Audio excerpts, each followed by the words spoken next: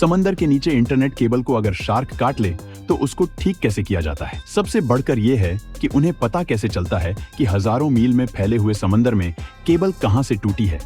इस वीडियो से लेकर पूरा यूट्यूब, टिकटॉक, इंस्टाग्राम और यहाँ तक कि पूरा ग्लोबल टैक्स सिस्टम ही आजकल इंटरनेट के जरिए एक दूसरे से जुड़ा हुआ है और पूरे इंटरनेट का 99% ट्रैफिक समंदर के बॉटम पर मौजूद छुपी हुई केबल्स के सहारे गुजरता है। एक ऐसा ट्रैफिक का हाईवे जिसे हम रोजाना इस्तेमाल तो करते हैं लेकिन देख नहीं सकते। अंडरसी केबल्स का नेटवर्क इतना बड़ा है कि वह तमाम कॉन्टिनेंट को आपस में जोड़े हुए हैं। ये केबल्स ज्यादा से ज्यादा 8000 मीटर की गहराई में बिछाई गई हैं, जहां प्रेशर 5300 kg पर स्क्वायर इंच जितना होता है। ये ऐसा ही है जैसे इंसानी पांव की सबसे छोटी उंगली पर एक अफ्रीकन हाथी जितना वजन डाल दिया जाए। इतने ज्यादा प्रेशर में अंडरसी केबल्स का सबसे छोटा हिस्सा अजरबैजान से तुर्कमेनिस्तान के बीच ब्लैक सी के नीचे से गुजर रहा है, जिसकी लंबाई करीब 300 किलोमीटर है और सबसे बड़ा हिस्सा 6600 किलोमीटर लंबा है, जिसको मरिया केबल का नाम दिया गया है। यह अमेरिका में वर्जीनिया बीच से शुरू होकर अटलांटिक ओशन की अंधेरी गहराइयों से होकर स्पेन के बिलबाओ पर आकर खत्म होती है। बात की जाए दुनिया के सभी समंदरों में बिछाई जाने वाली केबल्स की तो कुल मिलाकर इन सब की लंबाई 14 लाख किलोमीटर से भी ज्यादा है। इतनी ज्यादा कि अगर इन केबल्स को हमारे सोलर सिस्टम के सभी प्लैनेट्स और उनके मून के चारों ओर लपेटा जाए तो फिर भी इतनी केबल बच जाएगी कि वह अर्थ का दोबारा से एक गोल चक्कर लगा सके। अब स्पष्ट है इतनी लंबी केबल्स, वह भी समंदर में 8000 मीटर की गहराई में बिछाना कोई हल्का काम तो नहीं है।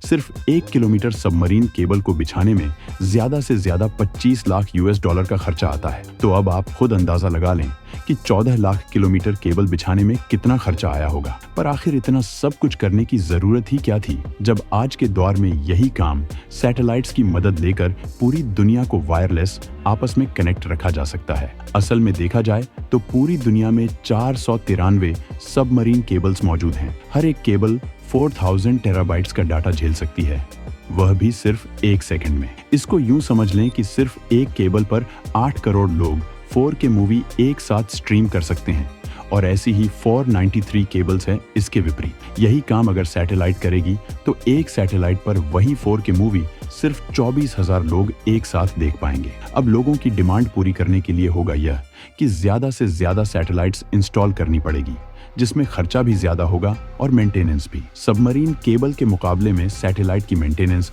ज्यादा कॉस्टली भी है और मुश्किल भी।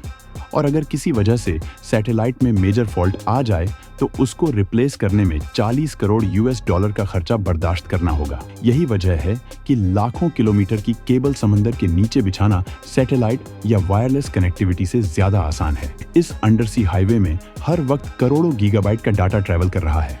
इसका मतलब है कि यह हाईवे भी काफी चौड़ा होगा, यानी यह केबल्स एक आम घरेलू फाइबर ऑप्टिक केबल से ज्यादा मोटी होगी। पर ऐसा नहीं है। देखने में यह येलो और ब्लैक केबल एक हौज पाइप जितनी मोटी है, लेकिन असल में इसके बीच से गुजरने वाली फाइबर ऑप्टिक केबल बाल जितनी पतली है। तो अब सवाल उठता है कि इतनी पतली तार के बीच से इतना ज्यादा डाटा कैसे भेजा जाता है। इस बाल जितनी वायर को फाइबर ऑप्टिक का कोर कहा जाता है, जो कि ग्लास या फिर प्लास्टिक से बना होता है। इसके बीच से लाइट गुजरती है जो डाटा को छोटे छोटे पैकेट्स में लेकर ट्रैवल करती है। सबसे पहले कंप्यूटर में मौजूद डाटा को इलेक्ट्रिकल सिग्नल से लाइट सिग्नल में एक ट्रांसमीटर की मदद से कन्वर्ट किया जाता है। ट्रांसमीटर यह काम लेजर लाइट या फिर LID के जरिए करता है। यह लाइट सिग्नल पल्स की शक्ल में ट्रांसमिट या भेजा जाता है, जिसके सिर्फ 2 ही पार्ट्स होते हैं, वंस और जीरोस। लाइट पल्स 1 को प्रकट करता है और जब कोई पल्स नहीं होता तो वह 0 को प्रकट करता है।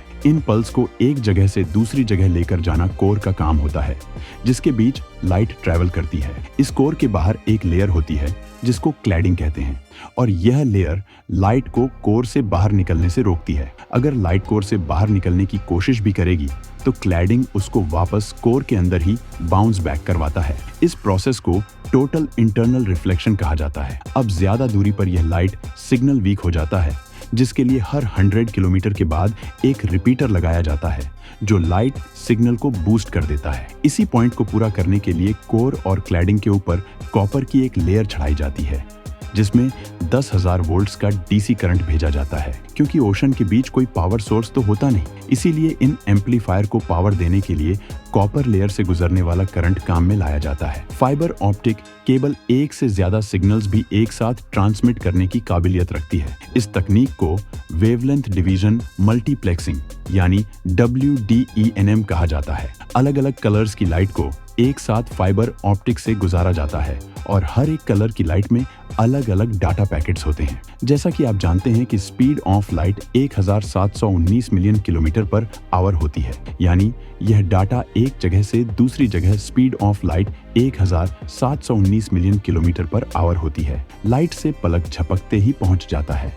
हजारों किलोमीटर दूर पहुंचने पर यह डाटा फोटोडायोड या फोटो डिटेक्टर की मदद से दोबारा इलेक्ट्रिकल सिग्नल में कन्वर्ट होता है और फिर कंप्यूटर या मोबाइल डिवाइस उसे दोबारा रिकंस्ट्रक्ट करके ग्राफिक्स या फिर किसी भी फॉर्म में ले आती है। कोर क्लैडिंग और कॉपर लेयर के अलावा सबमरीन केबल के मोटे होने की वजह इसके ऊपर मौजूद 7 और लेयर्स भी हैं, जिनका काम केबल को पानी के एक्सट्रीम प्रेशर से बचाना होता है। लेकिन इसके बावजूद भी यह केबल अर्थक्वेक, शार्क अटैक्स और समंदर के अंदर ही वोल्केनिक इरप्शन से डैमेज हो जाती है। लेकिन सबमरीन केबल के डैमेज होने की सबसे बड़ी वजह फिशिंग होती है। कुछ वेसल्स समंदर के बॉटम पर रहने वाली मछलियों का शिकार इस ट्रॉल डोर से करते हैं, जिसके साथ एक रस्सी लगी होती है जो सीधा वेसल से कनेक्ट होती है। इस ट्रॉल डोर को बॉटम तक भेजकर इसे ओशन फ्लोर पर घसीटा जाता है और फिर मछलियां इसमें फंसती चली जाती हैं।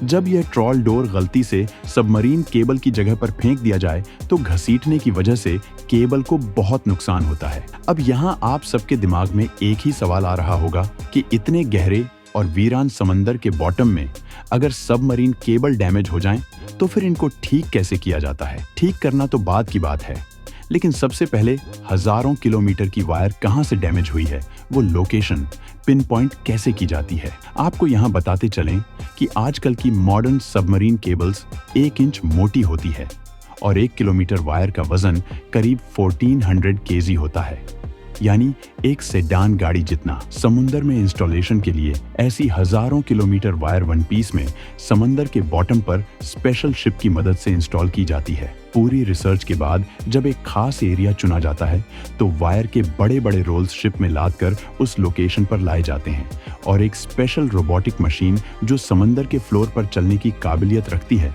उसको इस्तेमाल करके 1 मीटर तक फ्लोर खोदा जाता है और साथ साथ उसमें केबल बिछाई जाती है। ये काफी आहिस्ता चलने वाला काम होता है, जिसे बड़ी सावधानी से करना बहुत जरूरी है। एक अंदाजे के मुताबिक यूएस और यूरोप के बीच बिछाई जाने वाली 6600 किलोमीटर की वायर को इंस्टॉल करने में करीब 2 साल का वक्त लगा था। जब एक वेसल में रखी वायर खत्म हो जाए तो केबल से भरी दूसरी वेसल मंगवाई जाती है और पहले वायर का कोना नई वायर के साथ कनेक्ट करके बिछाने का काम आगे बढ़ाया जाता है।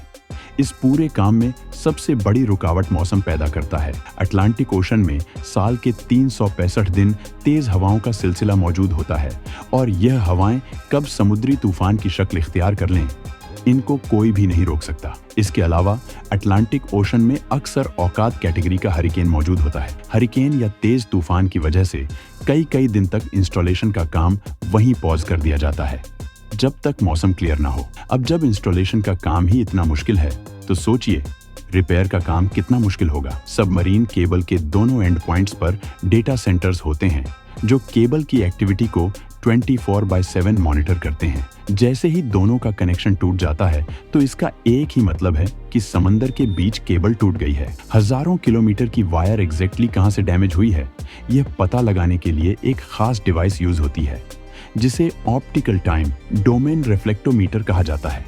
ये डिवाइस दोनों एंड से एक लाइट पल्स भेजती है और क्योंकि केबल टूटी हुई है तो वह लाइट पल्स बाउंस करके वापस आ जाती है। वापस आने वाला पल्स कितनी देर में वापस आया और सिग्नल की मजबूती कितनी बची है, इससे अंदाजा लगाया जाता है कि एग्जैक्टली कितने किलोमीटर के बाद केबल में डैमेज है। यही प्रोसेस दोनों एंड से किया जाता है और वेरीफाई किया जाता है कि दोनों की लोकेशन एक ही है कि नहीं। अब दोनों एंड से डीसी सप्लाई यानी केबल में छोड़ा गया करंट बंद किया जाता है और उस लोकेशन पर आरओवी को समंदर के बॉटम पर भेजा जाता है। आरओवी की मदद से पहले फिजिकली केबल का मुआयना किया जाता है और फिर केबल को बाहर निकालकर ऊपर मौजूद वेसल तक लाया जाता है। केबल का वह हिस्सा जो डैमेज हो गया हो वह काट कर उसमें दूसरा पीस लगाया जाता है। फाइबर ऑप्टिक का कोर क्योंकि ग्लास का बना होता है, इसीलिए यह काम काफी एहतियात से करना होता है ताकि एक ग्लास दूसरे के साथ वैसे ही जुड़ जाए जैसे वन पीस में था। इस प्रोसेस को स्लाइसिंग कहा जाता है। अगर केबल कम पड़ रही हो या समंदर का बॉटम काफी ज्यादा नीचे हो तो पहले एक हिस्से को ऊपर उठाया जाता है, उसमें दूसरी एक्स्ट्रा वायर जोड़कर दोबारा नीचे बिछा दिया जाता है। फिर यही प्रोसेस टूटी हुई वायर के दूसरे एंड पर भी किया जाता है। सबमरीन फाइबर ऑप्टिक केबल के फायदे। ये काम कैसे करती है, इंस्टॉलेशन और रिपेयर के बारे में शायद आपके कई सवालों का जवाब मिल चुका होगा। उम्मीद है कि यह वीडियो भी आप लोग भरपूर लाइक और शेयर करेंगे। आप लोगों के प्यार भरे कमेंट्स का बेहद शुक्रिया। मिलते हैं अगली शानदार वीडियो में।